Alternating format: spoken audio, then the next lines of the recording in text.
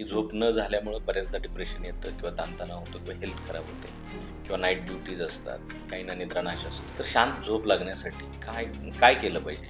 मॅनिफेस्टेशनमध्ये काय स्टेप्स आहेत? कंटिन्यू शांत श्वास घ्या, सोडा असं सांगितलं जातं आणि ते आपण फॉलो केलं तर लिटरली आपल्याला खूप शांत झोप लागते, पूर्णपणे बरा झाला कसा? फक्त मनातल्या विचारात. ओके. होपोनोपोनो केलं त्यांनी आणि त्यातून सगळं रिलीज झालं आणि संधिवात गेला. 10 दिवस कंटिन्युअसली तेच इंटेन्शन देऊन मी बरा आहे. फिजिकल बॉडीसाठी ट्रीटमेंट असते ती डॉक्टरकडे घेतो, पण मनासाठीची ट्रीटमेंट आपण कुठेही घेऊ शकत नाही.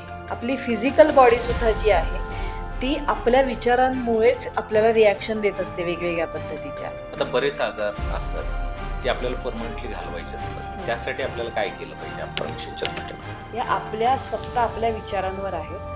कधी आपण पॉझिटिव्ह करतो, कधी आपण निगेटिव्ह विचार करतो आणि या सगळ्या विचारांच्या शक्तींमुळे आपल्याकडनं कधी कधी असं होतं की गोष्टी कामच करत नाही. सो तब्येत छान करणे, पूर्ण परमनंटली क्युअर करणे हे स्पिरिच्युअलिटीमध्ये आहे, आपल्या वेदांमध्ये लिहून ठेवलं आहे. आता 1 तास डोळे मिटून पूर्णपणे स्वस्थ आहे असं म्हटलं तर एका माणसाचा कॅन्सरही गेलेला आहे. पण तोच विषय होतो की आपल्याला काही होत असलं की आपल्याला सुचत नाही.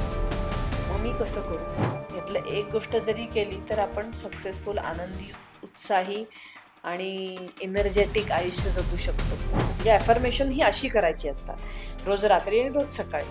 असं वाचल्याने आपल्याला त्याचे रिझल्ट्स यायला लागतात. कारण मॅडम, बऱ्याचदा आजार होतात किंवा कधी कधी आजार होण्याचे चान्सेस असतात, चिन्ह दिसत असतात. तर होऊ नये किंवा झालेले आजार बरे व्हावे, तर त्यासाठी काही सल्ला किंवा टिप्स देऊ शकाल?